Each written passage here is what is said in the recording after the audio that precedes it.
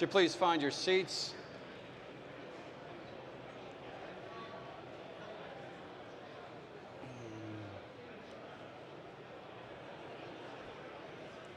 Please find your seats and we can continue on.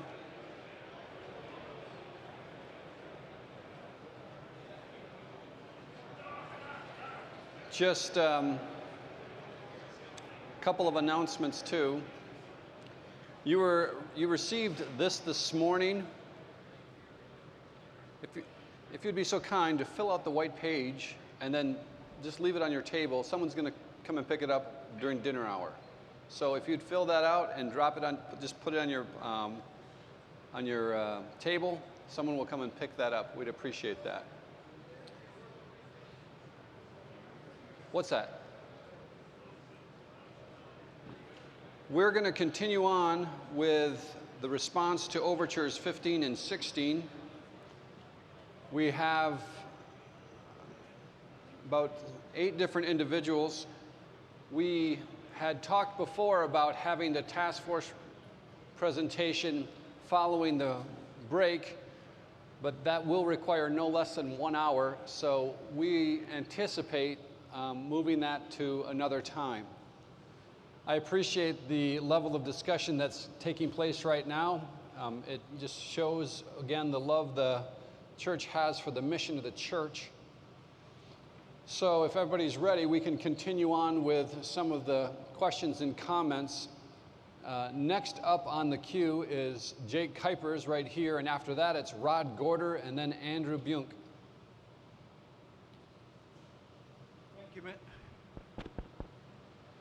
Thank you, Mr. Chairman. I must confess that I have a lot of sympathy for the overture, and I feel that the recommendation before us needs to be turned down. I think what we're asking of our missionaries is an awful lot. Expecting them to raise 90% of their own support, I fail to see. I guess I don't find that we've been given a sufficient answer by the Director of World Missions. At least I'm not satisfied with the answer. I think the church deserves a better answer as to why these missionaries need to raise 90% of their support. We don't ask the director to raise 90% of his salary either, but I think we've seen the articles in the banner, and I think the church needs to have a better understanding. I'm not saying that the missionaries shouldn't be involved in raising a greater level of support and so forth, but I think our church needs to be given a better explanation. They need to have a better answer as to why it's being raised to 90%. Thank you for your comment. Next up, unless Chris, you'd like to respond to that. I just want to urge everybody, if you have not read the supplemental, it's not in your agenda. You'll have to go online to find the supplemental to Synod and the response from World Missions there. There were people on our committee who came in with the same concerns that Jake just articulated. When they read the supplement, they understood. World Missions gives a very good answer, and there's a link to a Vimeo by Mike Essenberg, who is a missionary in Japan. And the missionaries in Japan have a higher level of need and support that they need to raise. Mike gets this. He explains it beautifully in that video. I would urge you to take the time to watch that and look at it. Next up is Rod, then Andrew, then Nate. Rod Gorder, Classes Hudson. I'd like to speak in favor of the motion, Mr. Chairman. I do empathize with what's written in those overtures. When we in 1997 felt called to go to serve as missionaries in Ukraine, we had to raise our full support because it was through a different organization that was, and then we had a partnership agreement with Christian Reformed World Missions.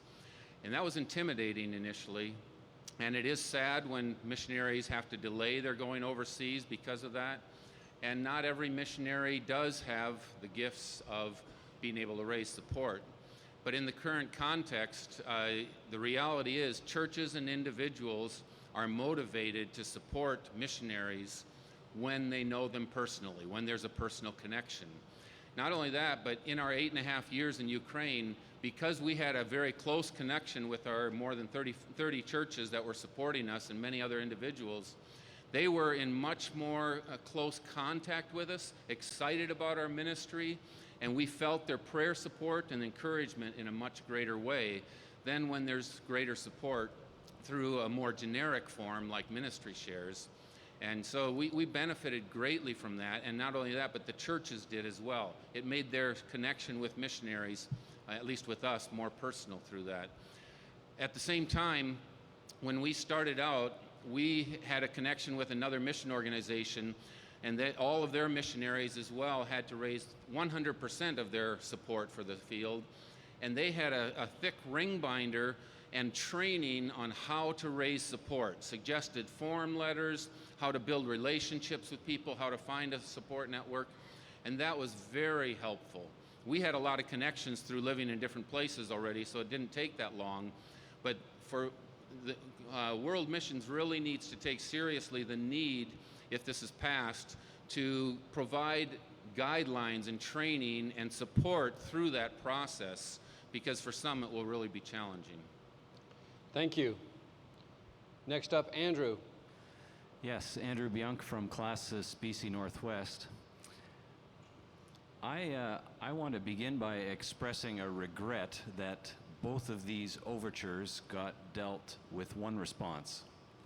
I think they're different overtures in part, and maybe I can just make some comments to help us see them as being a little bit different. I agree that the denomination needs to facilitate ways in which missionaries in the field develop stronger relationships with local congregations. That is a move that the whole denominational office needs to recognize, and I think World Missions is making some steps that are good. I think that, as our brother said, congregations too will be more engaged with their missionaries when they're supporting them to greater levels. Imagine a missionary serving in China being supported by maybe 10 churches in North America who have some connection to ministry in China, like our congregation. We would eagerly, I think, based on what's happening with our connections in China, support a missionary to the tune of $10,000 or $20,000. Imagine you had 10 congregations like that, and all of a sudden, where the paradigm begins to shift is now the missionaries are also accountable to those 10 congregations in ways that they maybe weren't before. I think World Missions needs to help the churches begin to envision this paradigm shift. Rather than simply presenting this as, well, our missionaries are now accountable for 90%, how can World Missions, as they want to partner with local congregations and support them in their ministry, get them engaged in global missions, how can they help the congregations see the potential of this kind of missionary support and this kind of engagement with global ministries? That's something that I had hoped the second overture would begin to invite, that kind of conversation. I think we want to see World Missions being aware of that paradigm shift and helping congregations live into that more and more. So I regret that the second overture, which asked for a study, and I know studies are, but even that there would be some correspondence from the agency helping congregations see how they can become more engaged in global missions by supporting missionaries in this way. The perception has been, we're asking missionaries now to do this. But I sure hope congregations will get excited at opportunities to be deeply engaged in global missions through a strong financial partnership with a missionary. We also need World Missions to educate some of our in-field missionaries and help them learn how to build this kind of contact with local congregations. Because there are local congregations like mine in various countries that want that contact, and the missionaries in the field haven't done that for the last 20 years and don't seem to be too interested in developing it either. At least I'll be careful. I didn't say the countries, so you have no idea where they are. But that is where we need some good leadership, I think, from our denominational office. Final remark, and this goes to what one person said earlier.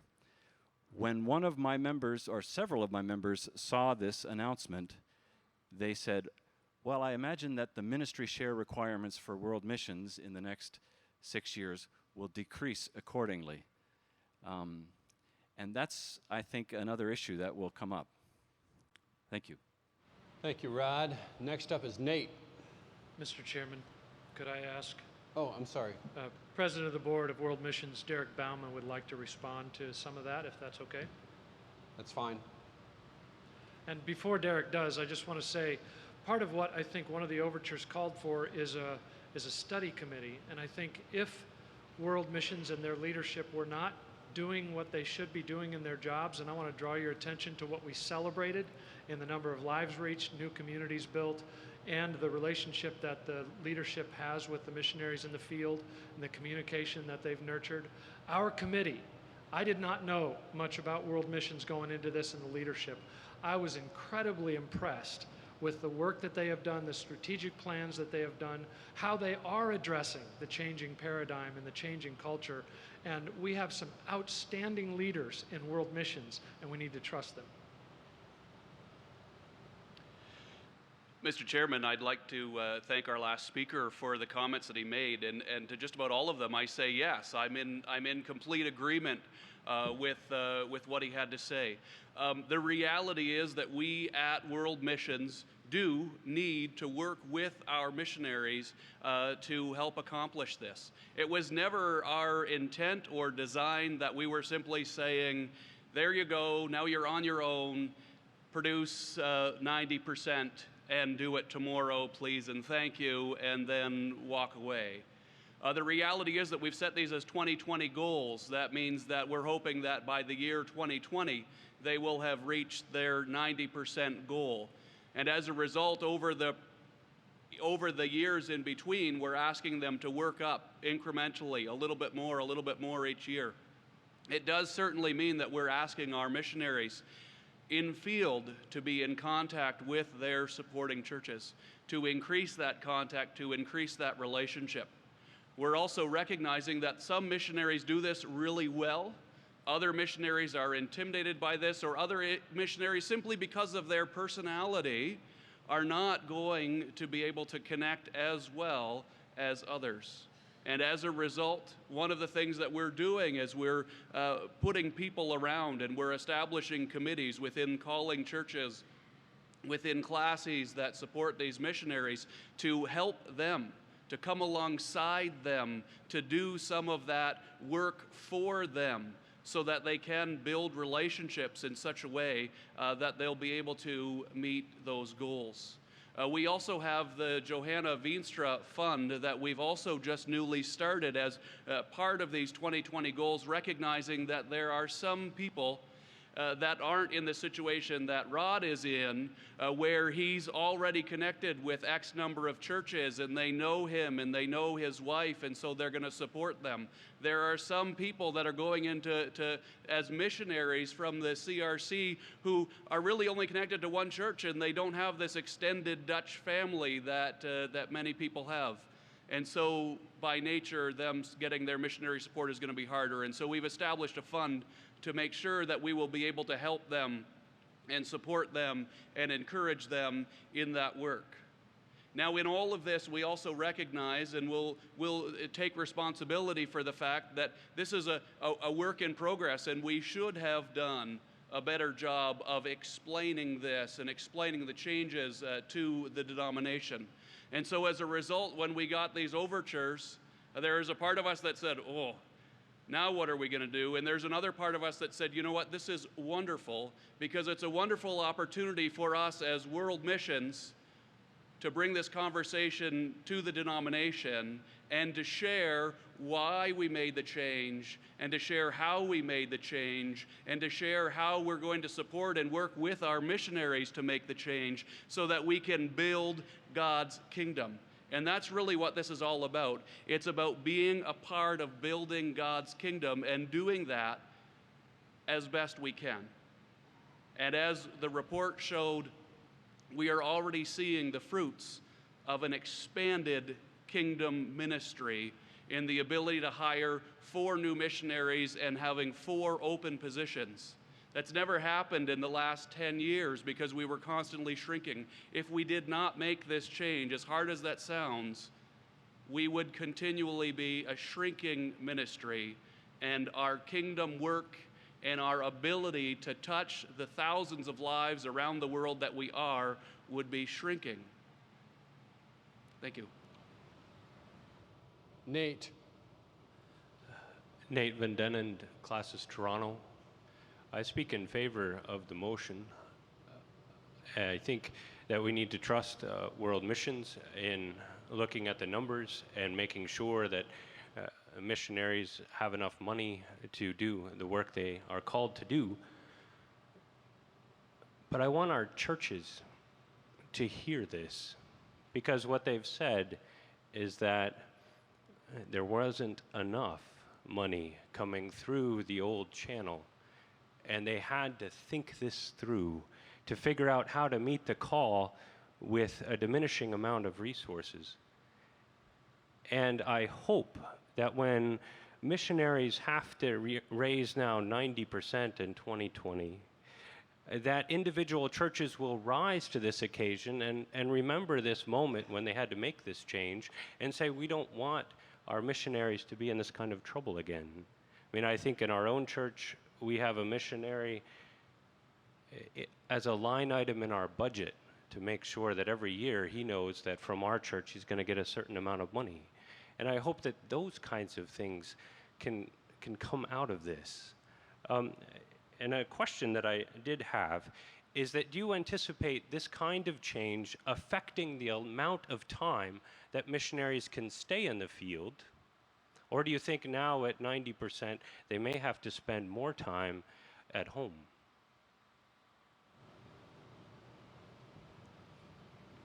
Would you please answer that question?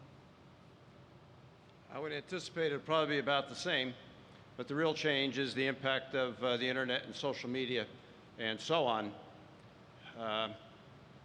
But my anticipation is, say, about the same. And if I may, you know, God's people have been incredibly generous. So there's nothing anywhere here from World Missions that people have not been giving. There are some other realities we've had to deal with. And any number of congregations and some individuals have really stepped up already, such that, at least for some of the currently serving missionaries, they will probably end up with fewer supporting congregations, but supporting them at a higher level. Now, I can't promise that will, work out for everyone. But that's my answer to that question. All right, I've got Daniel, Joshua, and then Murray. So Daniel's up first. You withdrew your name. Joshua. I'm Josh Van Til from Classes Columbia. I just want to testify, I'm a church planner, and that is certainly the direction church planting is moving. We wouldn't, Renew Church in Corvallis would not exist if it wasn't for the abundant support of people outside of home missions. And churches, I have 4 supporting churches that are uber generous to Renew Church. That being said, it is a weight to raise funds.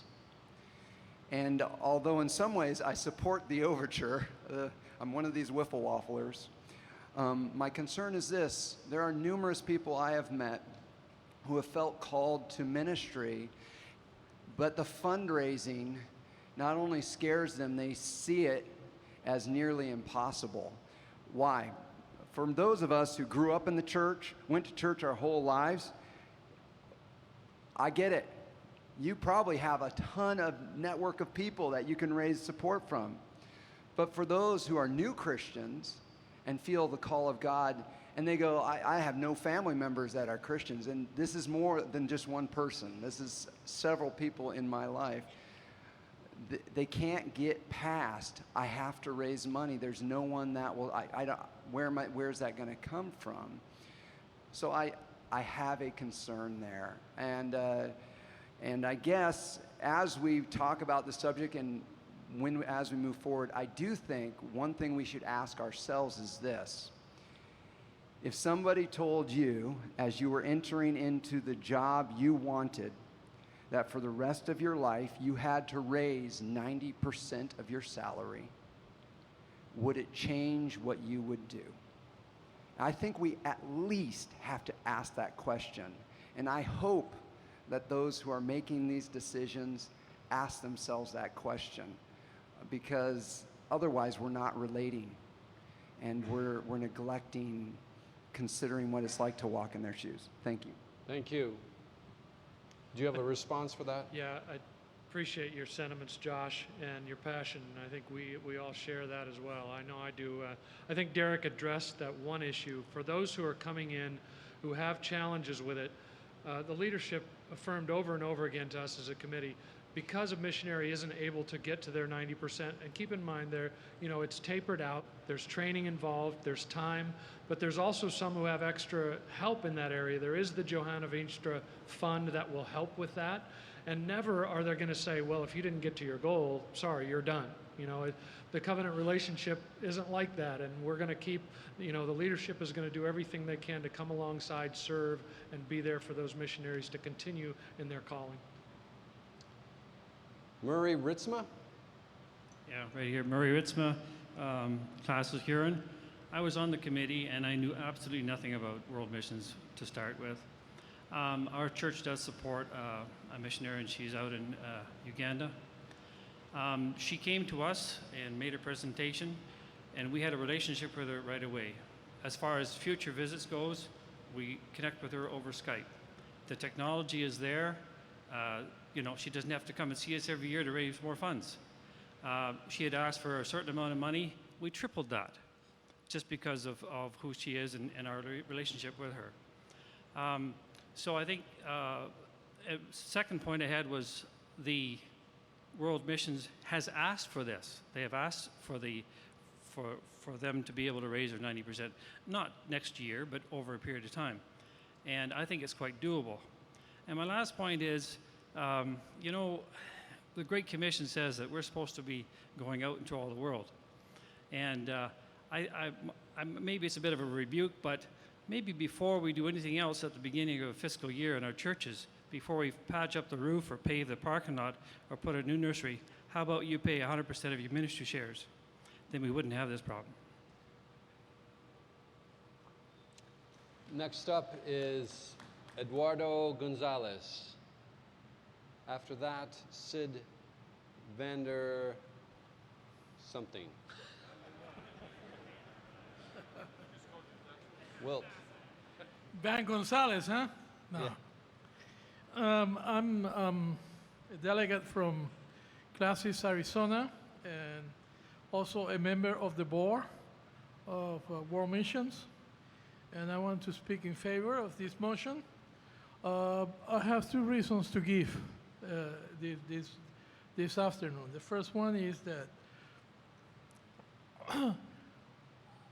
if you have read the report, you have read that all the other denominations, like the Baptists and the Presbyterians, the missionary has to go and collect and get their funding 100%. We're doing better. We're only asking the missionaries to only get 90%. So what we are doing is no different than what all the other denominations are doing in the U.S. Okay? And that's my point. And the second point that I want to mention over here is that if you are going to go as a missionary and you're scared and you don't have the ability to do it, they will work with you. and they will help you, and they will not leave you alone.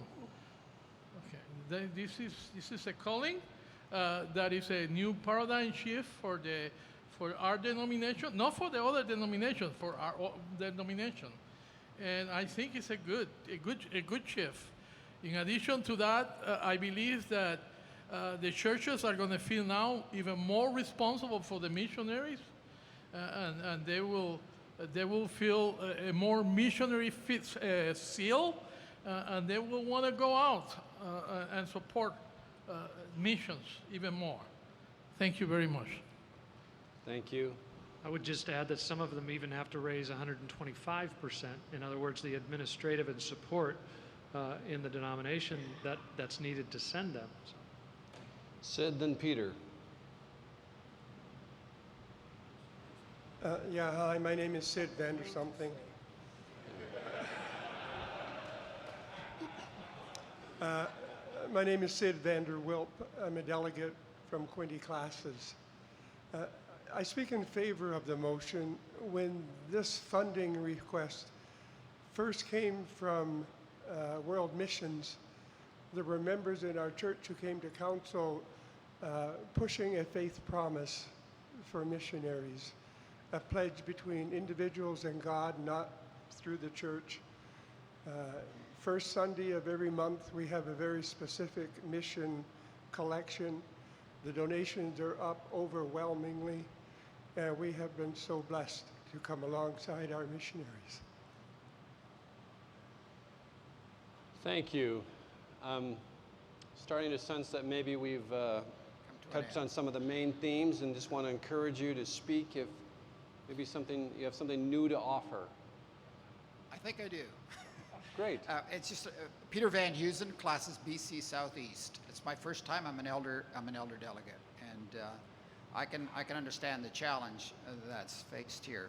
I've just noticed something over the last 20 years, and particularly in my church, but also in our classes, and that what's happened is, let me just tell you, in our particular church, it seems to be in our church. One particular person and our pastor at the time, this goes back about 20 years, started a ministry initiative in Mexico. That ministry initiative, if we look at it with our youth and everything tied in, we have a budget of over $75,000 that goes into that now. And the reason I'm telling you this, first of all, our church meets all its ministry shares. But that's that example of our Mexico work, and it set up a community center. That's being repeated in a lot of other churches in British Columbia. I'm wondering if that's sort of developing. So what I'm seeing is a competition between what I would call missions initiated and driven within a local church, and in a classes that's also siphoning off money. And I'm concerned. I've looked over my shoulder into some of our neighboring churches, and I'm so happy that our church meets its ministry shares locally and for the denomination. But that's not happening in a lot of the other churches. But when you look at it, some of them have some organized some of the phenomenal ones on their own. And maybe this ties in with where you're going with this particular motion, which is that the churches need to connect more with a missionary and develop a relationship. Thank you. Thank you. Floyd, then Juan, and then Nathan. Thank you, Mr. Chairman. Floyd Leal, Classes, Wisconsin. I'd like to speak in favor of the committee's recommendation not to accede to overtures 15 and 16. And I think the 5% stair step in the support model is very generous. My question for Gary, or perhaps for someone else in World Missions, what is the projection of number of missionaries added between now and 2020? I think that'll give us a perspective on the positive side, what this paradigm shift will do for us in world missions. Thank you for your question. Gary, would you please come to the podium and answer that? Not to make light of things, but it'd be easier to me to answer once we get this matter really behind us.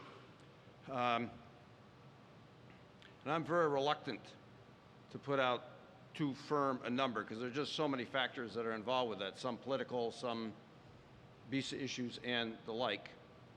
But surely for myself, to ramp up toward roughly not quite double what we have now. Maybe not by 2020, but close. That's based more on what I see as opportunities and needs for ministry. So. Thank you. Juan, then Nathan, then Mary.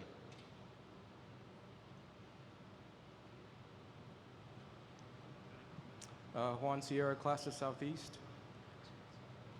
Not to add, I don't have a question, but to kind of add just another facet to this argument, because it really could go either way from everything that I'm reading and seeing. There was an article that recently came out in Christianity Today in April, and the title of the article was End Missionary Debt. And it was all about how the young generation that's graduating college cannot go fulfill their calling because they have debt from college. And I'm very concerned about that because we may have asked the missionaries who are out there if they're fine with it, and they may be fine. And we may be asking some students who are about to graduate, they may be fine with it. But those coming behind them, or those who are silent that have college debt and college tuition and already have to deal with that and cannot fulfill their call, will now have to look at 90% and say, you know what, I can't do both. And while other denominations may require 100%, I think it's good on our part to require less. I think we're better for it. Not that we should meet them, they should meet us. And what's happening in this article in Christianity Today is many mission boards are starting to pay off student debt so that they can become missionaries. And I'm fearful that that is something that we will be seeing as a repercussion in the future if we pass this.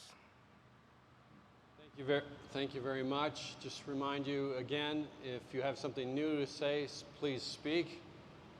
If not, you can simply say, I pass. And it's always good, too, to preface your comments not only with your name and classes, but also, I speak in favor of this motion or I speak against this motion. So I have Nathan and then Mary and then Roger.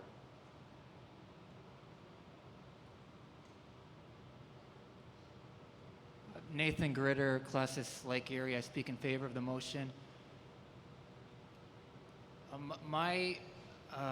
We're going to get more money with this new model for world missions. We're going to get more missionary influence with this new model. My generation will give more money to world missions through this new model because of the connection. And as for those people who are coming behind, those missionaries are coming behind with school debt or whatever, on the current model, we're not going to be able to put them in world missions anyway because there's no money from ministry shares to support them. So we're not doing them any favors by sticking to the 60% anyway. So I speak in favor of the recommendation. Thank you. Mary, Roger, Randy, or Randall. Hello, I'm Mary Ozinga. I'm a deacon advisor, new this year, and I'd like to speak in favor of the motion. The perspective in the supplement basically says that this work is a form of ministry in which the donor is invited to join with others in God's work. And the mission statement for World Mission basically says that they're to lead the CRC in this. When we were speaking at our table about this particular issue, we found that almost unanimously in our churches, we find that when people know the individual missionary, that there's a lot more support. And I think this is the premise on which World Mission made its decision. Thank you, Mary. Roger.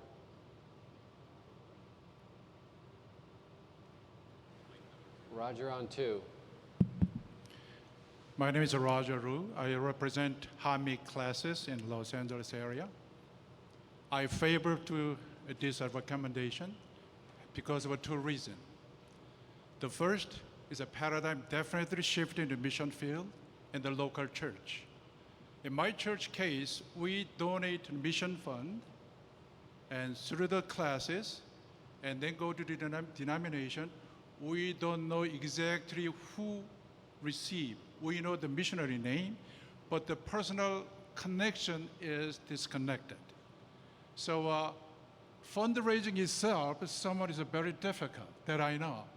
But fundraising itself is a part of a mission because all things is a relationship.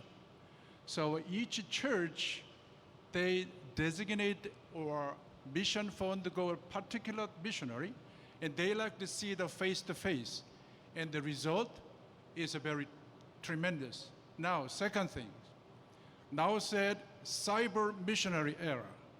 It's not doing go out actually doing mission, that's fine. But anywhere, any place that Wi-Fi is working, all cyber system, cyber missionary works very effectively. Now, this is a suggestion, and think about it. In the United States, it's a Korean churches, about 4,000 churches. We gather together every 3 years without any denomination, and medical field involved, businessmen involved, and then all across the denomination, we have a mission conference every 3 years in Chicago Wheaton College. And all missionaries all over the country gather together, and they have a big celebration, and also they tell them how to raise the fund. And every 3 years, denomination-wise, and the mission organization help them not only medically, also generate the scholarship for the missionary kids. Every 3 years, there's a kind of a celebration. Now, the second generation, 1.5 generation, they look at it, and then they volunteer. Yes, I'm going to be a mission field involved. I'm going to be a missionary, because they see how all the churches, without any denomination barrier, supporting every 3 years mission conference. So my suggestion is this. Our mission, world mission, might be think about it, call all the missionaries from all over the world. We have a big celebration, and then some dentist, they're helping missionaries has a problem. Any nurses or scholarship fund, businessmen, they offer scholarship, and those kind of things. So that's, I want you to consider. Thank you. Up next is Randy, and then Phil, and then Dave Krominga. Randy Simon from Classes Columbia, and I'm sort of mixed on whether to be in favor or opposed. I'm thinking about offering a substitute motion, but I'm going to refrain from doing that. But I would like to add a reading from Scripture from 1 Corinthians chapter 9, and then make just a couple short comments on it. This is my defense to those who would examine me. Do we not have the right to eat and drink? Do we not have the right to take along a believing wife, as do the other apostles and the brothers of the Lord and Cephas? Or is it only Barnabas and I who have no right to refrain from working for a living? Who serves as a soldier at his own expense? Who plants a vineyard without eating any of its fruit? Or who tends a flock without getting some of the milk? Do I say these things on human authority? Does not the law say the same? For it is written in the law of Moses, you shall not muzzle an ox when it treads out the grain. It is not oxen that God is concerned for, is he? Does he not speak entirely for our sake? It was written for our sake, because the plowman should plow in hope, and the thresher thresh in hope of sharing in the crop. If we have sown spiritual things among you, is it too much if we reap material things from you? If others share this right claim on you, do we not even more? Nevertheless, we have not made use of this right, but we endure anything rather than put an obstacle in the way of the gospel of Christ. Do you not know that those who are employed in the temple service get their food from the temple, and those who serve at the altar share in the sacrificial offerings? In the same way, the Lord commanded that those who proclaim the gospel should get their living by the gospel. But I have made no use of any of these rights, nor am I writing these things to secure any such provision, for I would rather die than have anyone deprive me of my ground for boasting. For if I preach the gospel, that gives me no ground for boasting, for necessity is laid upon me.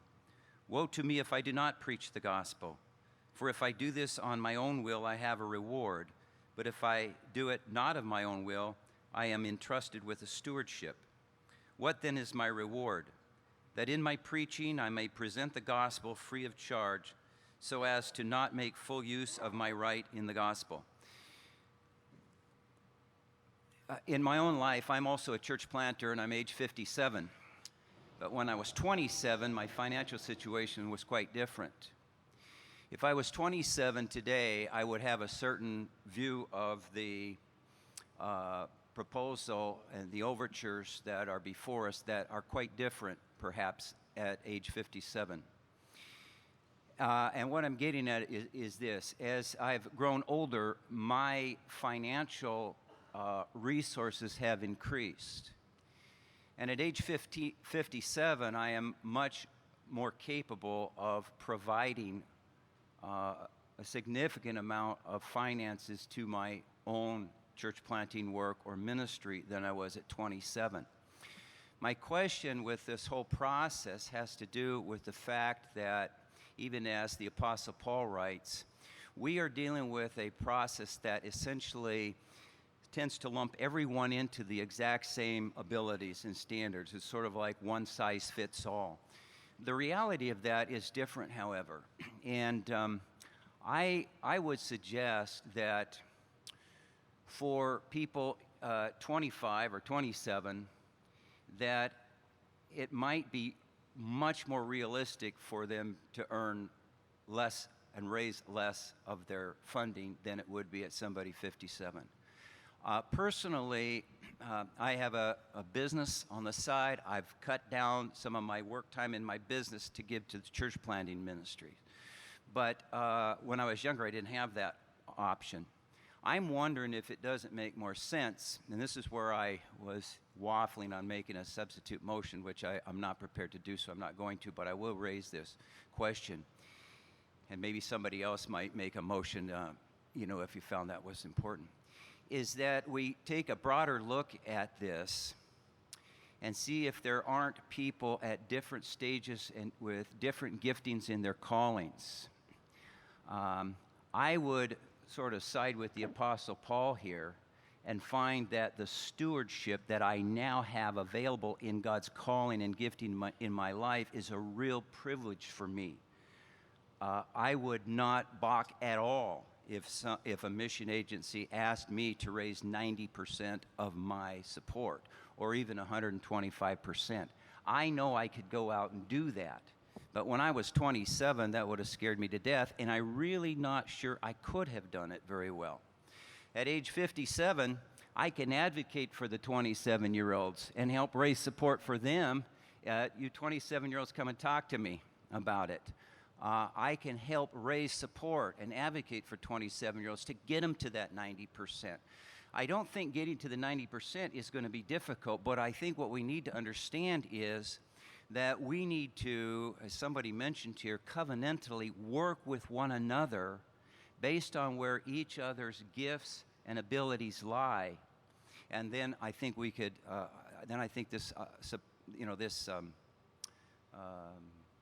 the recommendation not to concur is quite within our means. I'd just like to leave that suggestion to you, though, that we think broader than simply a one-size-fits-all. Thank you, Mr. Chairman. Thank you. I'm a little torn here because I appreciate this discussion. However, there are 12 people who have indicated that they still want to speak. So I'm going to let it go for a bit yet. I want to encourage you again to be brief, but also speak in a way that maybe we haven't heard yet. But if you have nothing new to say, just simply say, I pass. We've got Phil and Dave and Garrett.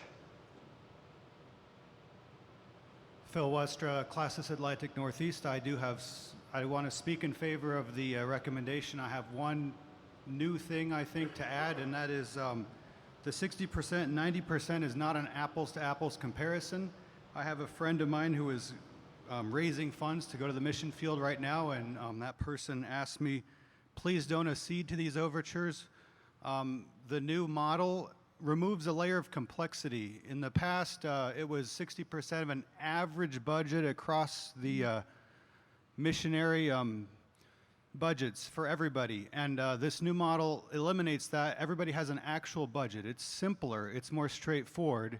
And so in reality, people who had a really low actual budget, they were increased to the average, the 90% is not going to make a big impact. The impact is the people who have higher costs of livings, and they are, we understand that, but I just wanted to point out it's not an apples to apples comparison. David Kraminga.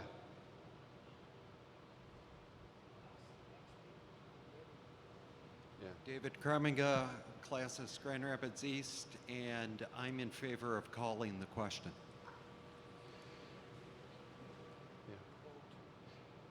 All in favor of calling the question, say aye. Aye. Opposed? The same sign.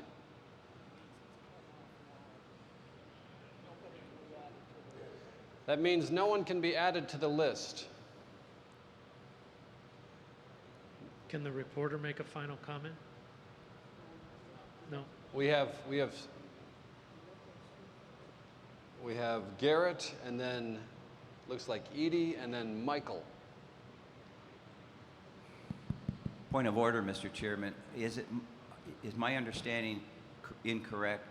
Once the question's been called for and recognized by the chair, no further business can be done except to vote on that question.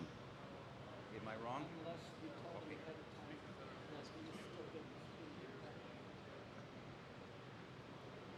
Oh, I hear murmuring. This is good.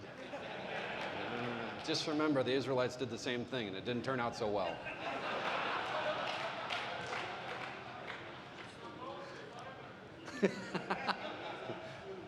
It's so noted. If the chair calls the question, the list is eliminated. Yeah.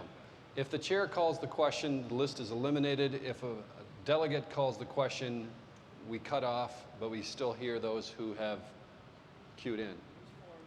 There's only 4 left. Okay, next up is Michael, and then Dwayne, and then John.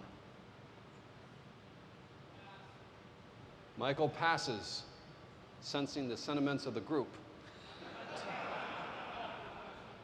Dwayne was going to do the same thing. John. Yeah. Come on. Greg? Yeah.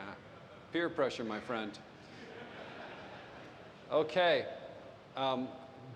Did I hear you wanted to say one more comment, Chris? If you'll Wait, allow just a sec. Greg is done too. Okay. Go ahead, Chris. I just wanted to say I think there are times when God leads very clearly through circumstances. Sometimes that's the most painful way to get his leading, and I think we've realized that together, that we may not like it, it may not be the most ideal way for missionary support, but he's made it clear, and I just wanted to end with that comment. Okay, you have the recommendation before you that Synod not accede to overtures 15 and 16. So moved. It's properly before us. We're ready to vote. All in favor, say aye. Aye. All opposed, the same sign. The motion carries. Mr. Chairman, I missed one thing. If I could draw attention to page 194 for world missions, those who have a recognition of service and their years of service. I won't read the list, but if you could just note on page 194, we want to recognize those people and their years of service for world missions. Thank you. I appreciate you bringing that to our attention. Thank you.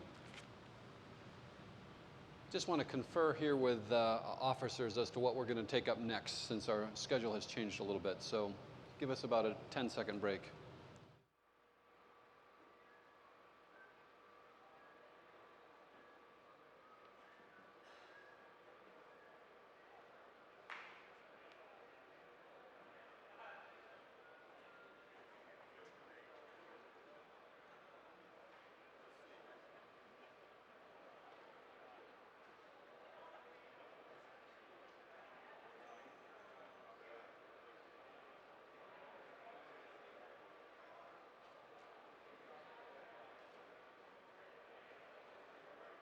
Okay, we're back.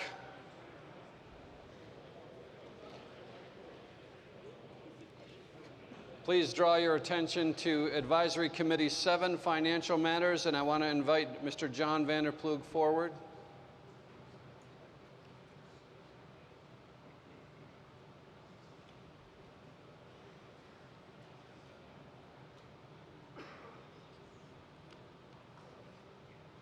Please also note that you have received another report, Advisory Committee 2C,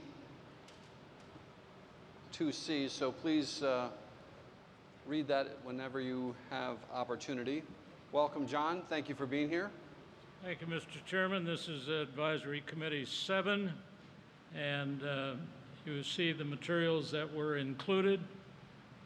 There are a series of recommendations. The first one is that in spite of several concerns expressed about salary levels, that Synod take note of the change in salary administration of CRC&A employees and receive it as information. That's in the supplementary materials. You see the change that's taking place. So move, Mr. Chairman. That's been moved. Is it seconded? Discussion. Anyone want to speak to this? If not, we'll vote. All in favor say aye. Aye. Opposed, the same sign. Motion carries. Number 2. Number 2, related to the same thing, Mr. Chairman, that Synod adopt the denominational salary grid for senior positions as proposed by the Board of Trustees in their supplement. I so move. Seconded. Discussion.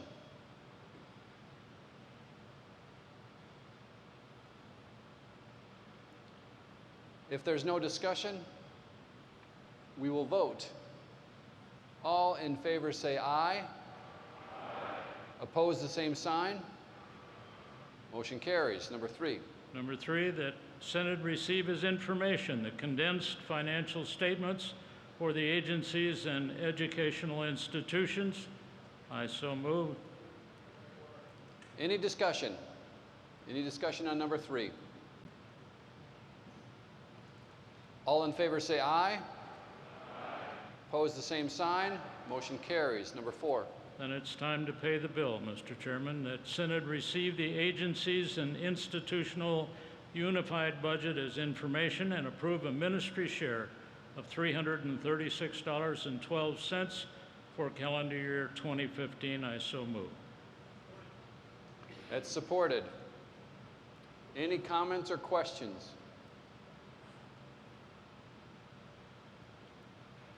If not, we'll vote. All in favor say aye. Aye. Opposed, the same sign. Motion carries. Number 5. Number 5, that Synod adopt the following recommendations with reference to agencies requesting to be placed on the recommended for offerings list. That Synod approve the list of the above ministry share and specially designated offerings for the agencies and institutions of the Christian Reformed Church and denominationally related ministries, and recommend these to the churches for consideration. All of those are contained in the Board of Trustees supplement. Secondly, B, that Synod accept the following new request for inclusion on the list of denominationally related agencies. Communities First Association is a professional association of intermediary Christian community developers that provides a supportive learning environment, resources, and tools to those who transform low-income communities. Originated within world,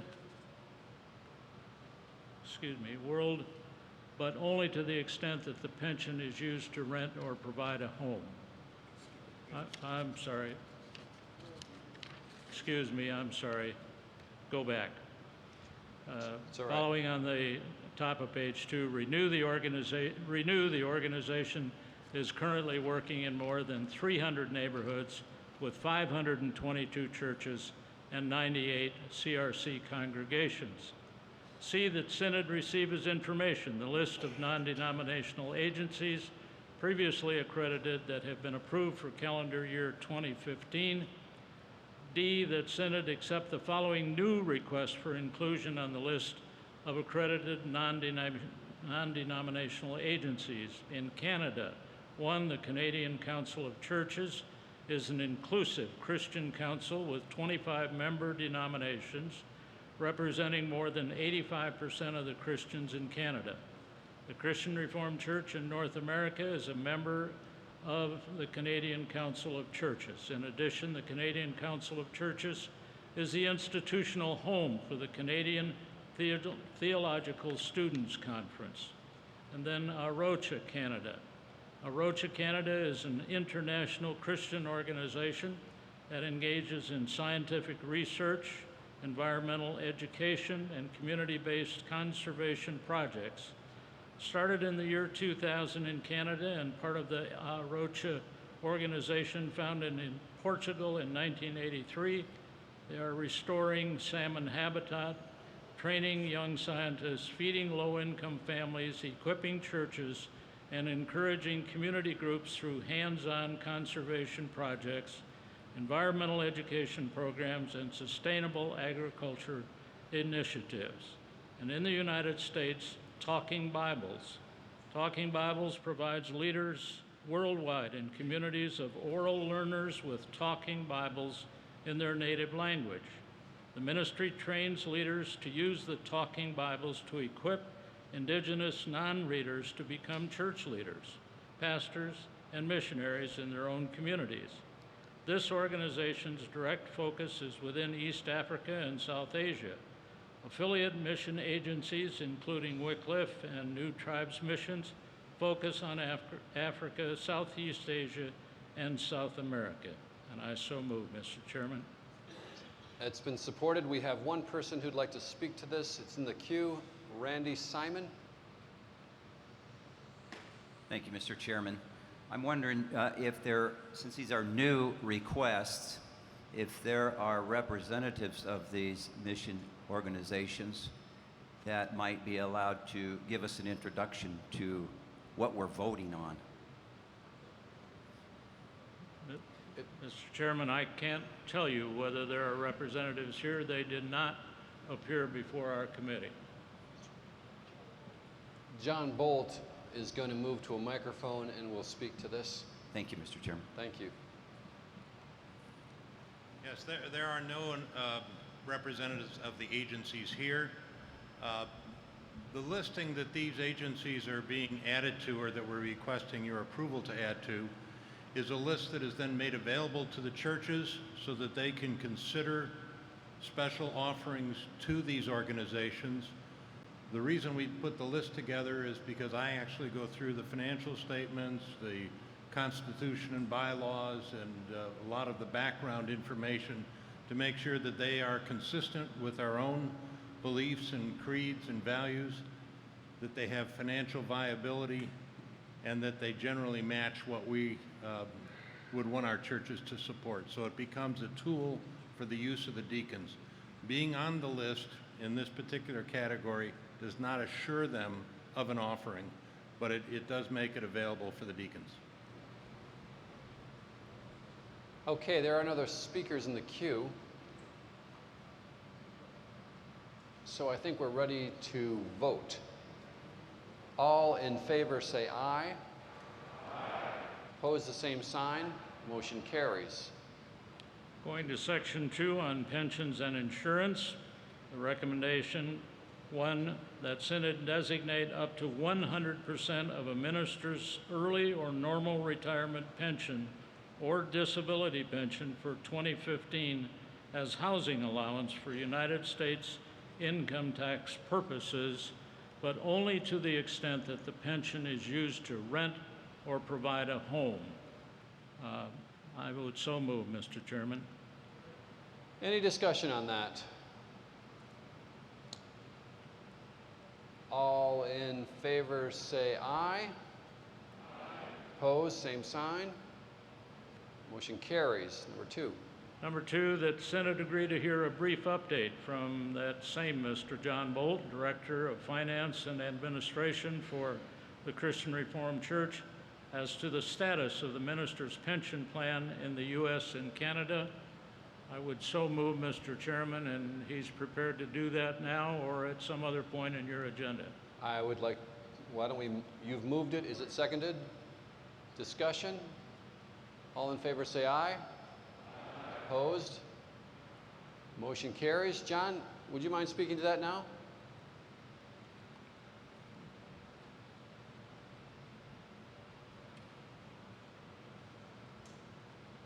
3 years ago at Senate 2011, Keith Ostook, who's one of the pension board trustees, and I addressed Senate, and we gave you some information about what was happening primarily in Canada.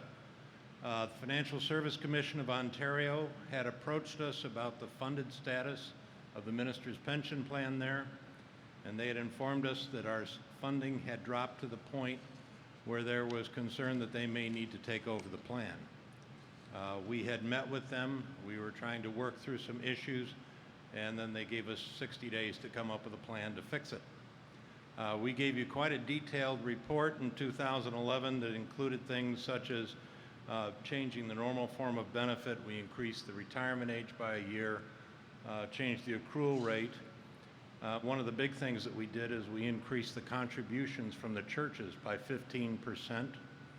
And we also indicated that the U.S. churches were going to help get the funding improved both in the U.S. and in Canada, looking at this as a binational issue.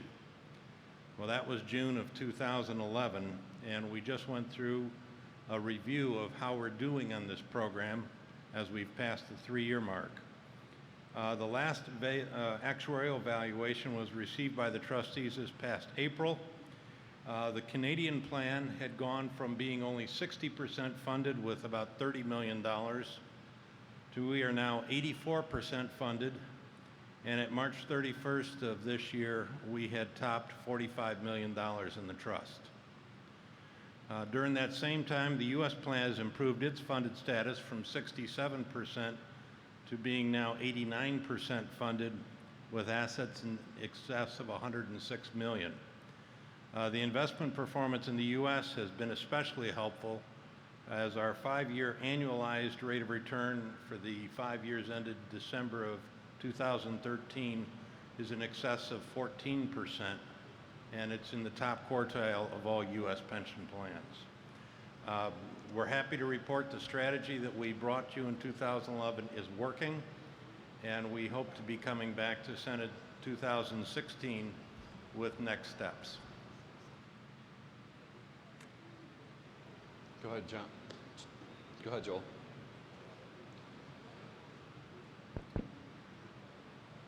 Mr. Chair, I would like not only to acknowledge what John has just told us, but say that I think while he is not solely responsible for it, he has proven to be a wonderful and gifted leader in this area, and we owe him a real debt of gratitude.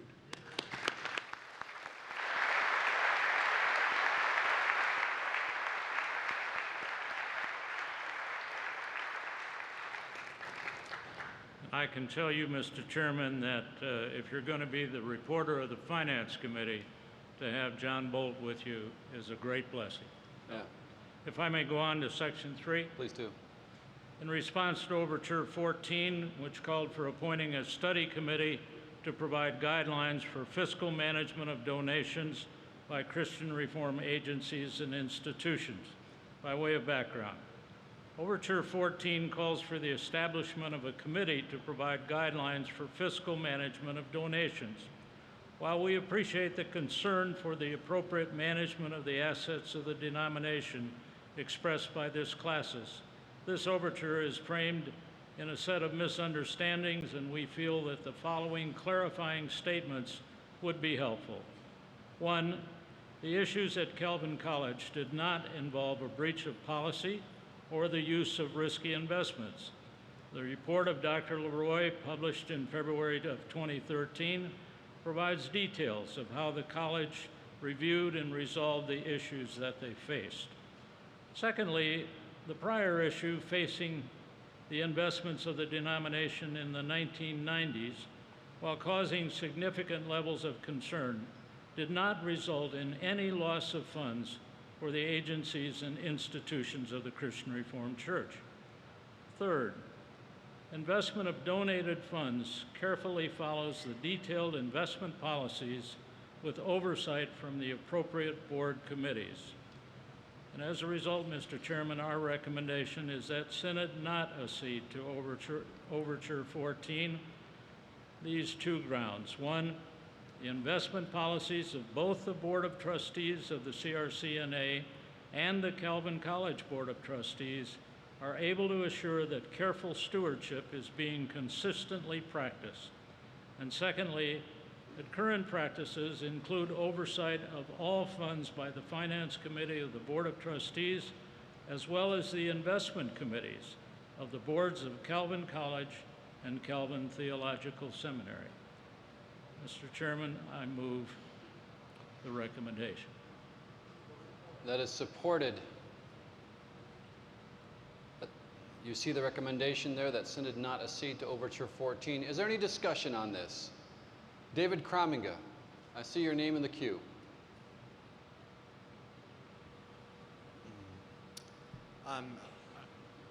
I agree with the recommendation not to accede. I do have difficulty with the first ground because I do think that it's a matter of dispute whether or not risky investments were made on the part of Calvin College. Money was put into real estate, and there were funding mechanisms there that were indeed questionable, and I think that Calvin College itself would recognize that. So I don't know whether ground one is actually true, and maybe there could be a way of phrasing that that says that it's disputable whether that was the case. Anyone else want to speak to this?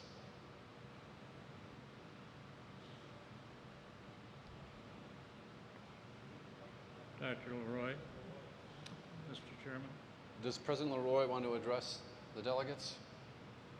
Or actually address the chair, I guess. I'm not sure who I'm addressing, but hi. No, I'd be happy to clear this up. Some of the initial reporting on our financial challenges blamed the mix of investments that we had, and indeed that was an issue that was under review, but that is not the reason that our finances were challenged in any way. Actually, the reason is that we spent more on building projects than what we had raised funds for, and we used debt to close the gap. That's the specific reason, and it can't be attributed in this instance to investments. We do have an investment policy. We had an investment policy before. We have a new one that's been reviewed. We've also had an independent task force review our financial circumstances and situation. It was an independent review task force, returned 37 recommendations.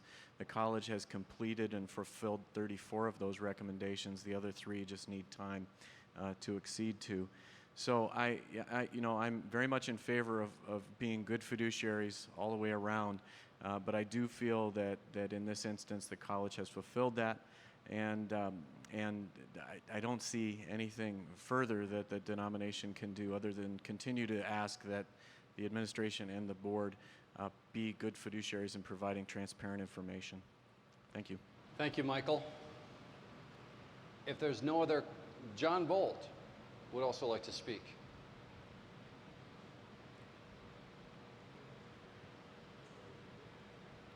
Thank you.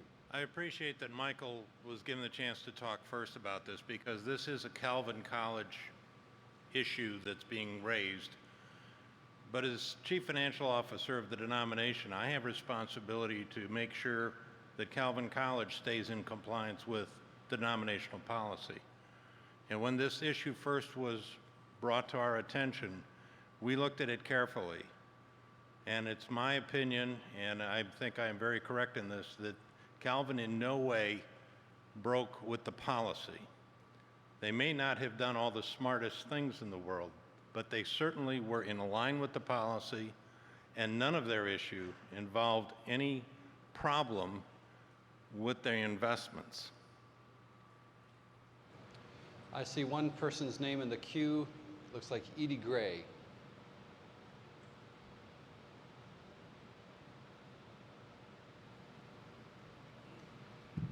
I would like to address the comment that some of the investments were in real estate and therefore not appropriate. Having been a realtor for 35 years, let me tell you that it has been the safest investment until the last 6 or 8 that anyone could make. I think we're getting ready to vote. And if you're looking for a realtor, she might be able to help you out. All right. Okay, all in favor, say aye. Opposed, the same sign. The motion carries. Thank you, Mr. Chairman. Thank you. All right, I alerted you a little while ago to the fact that Advisory Committee C has reported. Do you want to make a comment? Okay, I'm sorry. Well, John.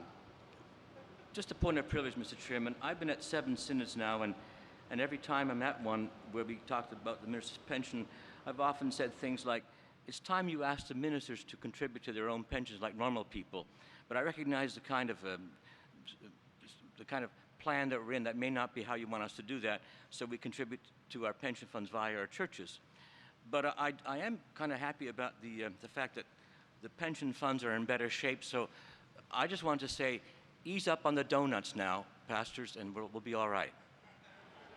Thank you.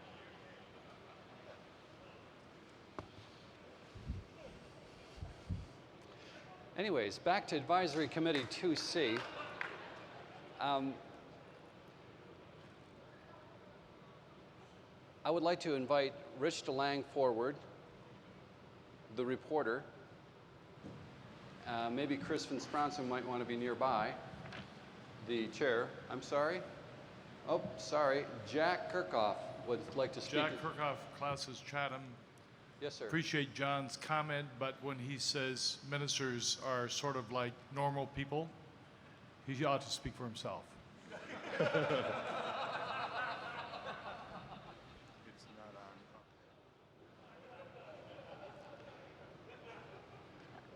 Advisory Committee 2C. Would you walk us through this? Sure. The first report there is on sermons for reading services. And a little background there, those of you who don't know anything about this, this is a service that's provided on our denominational website that is available to all churches to use and is used especially by smaller churches in remote areas, or any church in remote areas, when they do not have the access to a minister on a Sunday. They go to the website and they pull down a sermon and somebody in the church reads it, usually an elder. So that's the history of this ministry. It's been in existence for, I think, 30 or 40 years. It's based primarily in Canada, but it's available to all of us through the internet on the denominational website, as I said. So the challenges of late are in that it's harder to get some sermons because more and more pastors are not writing out their sermons. So that's the challenge on one hand. And there's been other challenges in terms of membership on the committee, but overall the work continues, and we're thankful to God for that and for the committee. So the chairman is here, the chairman of the committee, Ken Benjamins, Classes Hamilton. And if he wants to say something, I suppose he can push his speak button. Otherwise, I'll make this recommendation. That Synod recognizes the challenges of the Sermons for Reading Services Committee, or that they face, approve the work of the committee, and encourage the churches to avail themselves of the Sermons for Reading Services on the CRCNA website. So moved. Is that supported? It's supported. Any discussion?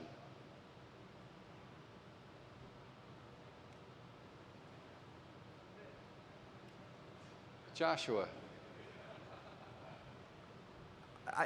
I'm not for or against. I'm probably for. But why aren't we moving into the year we're in, technology we're in? Why don't we have a whole queue of downloadable sermons video sermons by the best preacher in the room or a group of you, and we put it out there, and you can download that, and on the Sunday that you cannot find a preacher, you show that. I'm just wondering why we aren't taking advantage of the technology that we have at our fingertips that would make many of our jobs easier. Would you speak to that? I could speak to that. Are you a preacher? Are you a minister? Okay, we'll put yours on there. Well, part of the reason is that the committee has discussed this with the denominational website service, I believe, and at this point, it's not able to be done. Okay, well, it could be done, but they're not doing it yet. And so it's something that they have been looking into. But there's also some concern that maybe this is not the right approach. Just because it's an available technology, it may not be the best approach, in that we do not have a human being standing in front of us. We're just watching videos. And that may be something we don't want to go towards if we don't need to. So that's part of the discussion that's happening. So we get that the technology is available, but not absolutely sure that that's the route the denomination wants to go. I think our fear is that congregations might find that it really works, Yeah. and then we're out of jobs. Yeah. Let's be honest. Right. Then you can give all your money to World Renew Yeah, and World there Missions. You go. Kelly Vanderwood has been put in the queue. Kelly Vanderwood, Class North Central Iowa. I just want to clarify per that question, as I was able to do pulpit supply, many of the places that utilize this do not have the technology to utilize what we would love to have. And so just kind of keep that as a reminder. Next up is Ken Benjamins.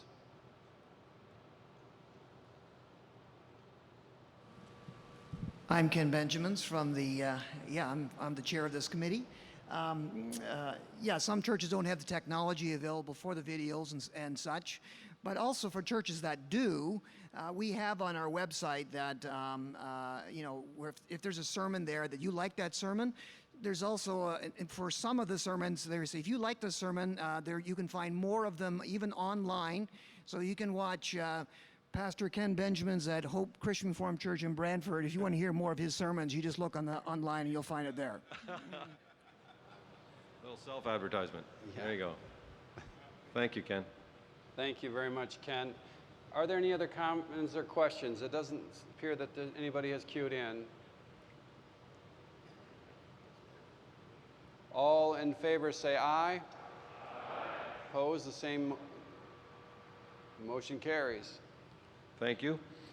The next is the Historical Committee, and I'll go through the background and the recommendation first, and then invite Richard Harms to come up and say a few things. Or why don't we do that first? He's got the privilege of the floor, and he's done some good work, and we'd like you to hear a little bit from him first of all. Is that okay, Mr. Chairman? Yes. He's right over here. Oh, I'm sorry. I just didn't know where he was.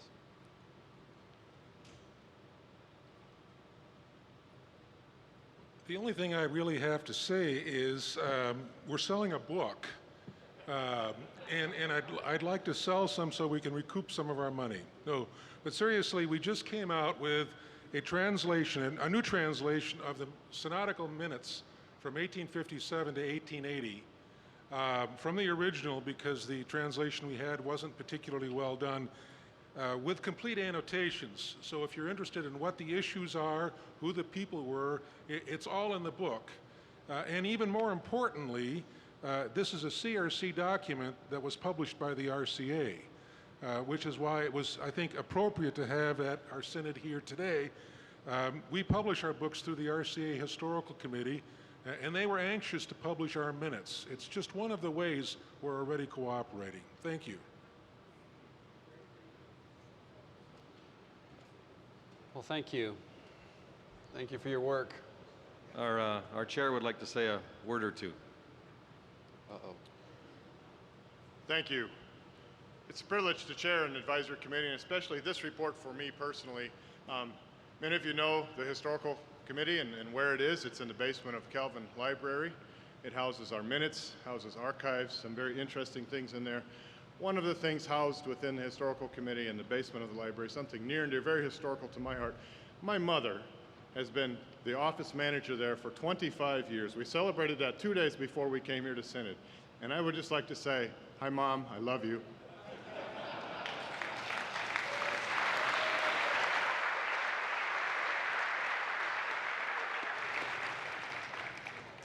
Did you say you store your mother in the basement at Calvin College? It kind of came off that way, didn't it? Sheesh. Maybe we I better think move there's on. rules against that. Yeah. Recommendation that Synod instruct all churches and classes to send duplicates, blah, blah, blah, blah, of their articles of incorporations and bylaws to the archives. Copies can be sent to. That's recommendation 1. Is that seconded? Any discussion? All in favor say aye. Aye. Opposed, same sign. Motion carries. 2. That Synod encourage the 40 classes whose 175 member churches more than 10 years old have not had their minutes duplicated to contact the archives to make such arrangements. So moved. Any discussion on that? All in favor say aye. Aye. Opposed, same sign. Motion carries. Okay. Yeah, that has to wait, correct? You want to do the third one? Yes. Okay. Before supper. Task force to study the offices of elder and deacon was a 27-page report in your agenda, and the privilege of the floor has been granted to Chris Gansky and Andrew Reiskamp.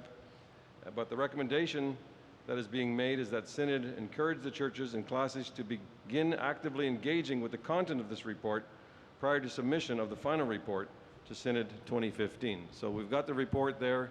What you see before you is preliminary. It was discussed in the committee and comments made and advice given, but we're not approving that this year. That'll be approved next year. So the encouragement is for you to take it back to your churches and to read it and study it and submit questions or overtures that support or whatever to it. That's before. Seconded? Discussion? All in favor say aye. Aye. Opposed, the same sign. Motion carries. Thank you. Thank you for your work. We are nicely approaching the dinner hour.